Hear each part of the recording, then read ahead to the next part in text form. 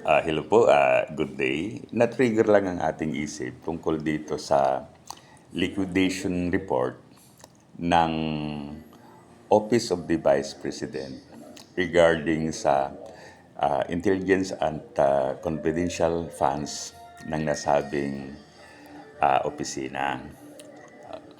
Kasi based sa experience ko, mali. Hindi tayo nagmamagaling, but then ang pagkakalam ko, kung magkano yung amount na iliquidate, dapat yung sum total ng lahat ng mga items, lahat ng mga binayaran ay pariho dyan. Okay? So, example, sa aming school, halimbawa, may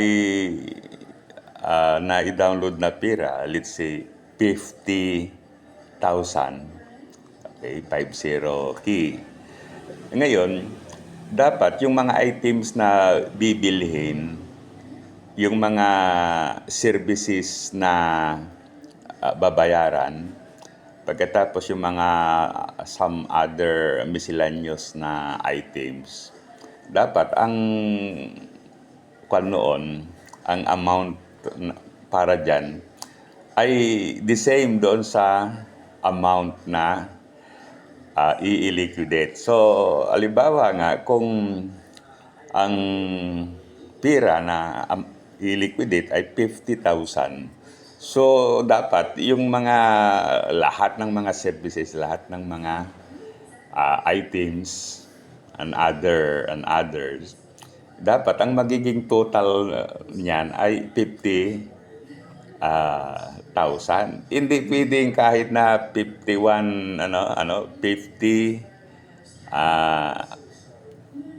800 pesos. Hindi pwede yun. Dapat 50,000. Then 50,000 din yung sum total.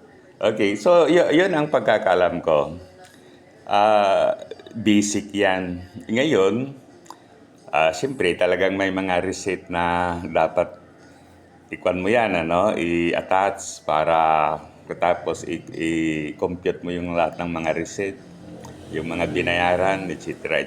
di 50,000. Ngunit, nagtataka ako dito sa liquidation report ng Office of the Vice President. So, imagine, ang i-liquidate na amount is 145 million. Kung hindi ako nagkamali, Okay.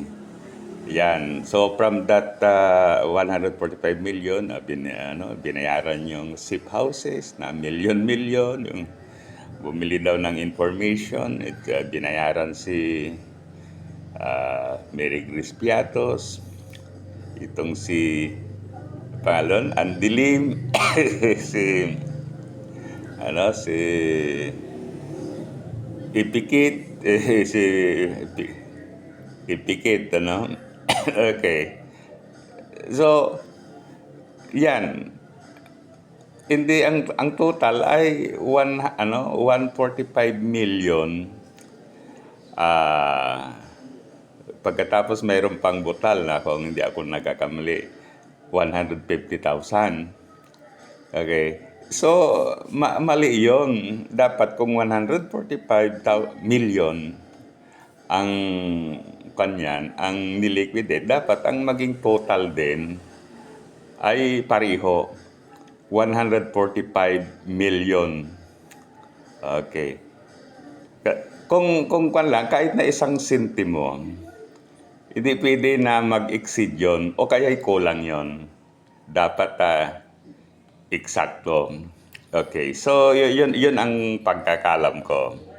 So muli, kaya yun, medyo yun nga,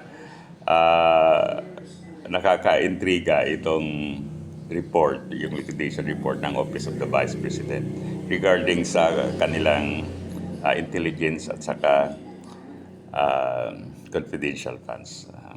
So, sana i-like at saka subscribe na rin sa ating YouTube channel at ganun din sa ating FB account.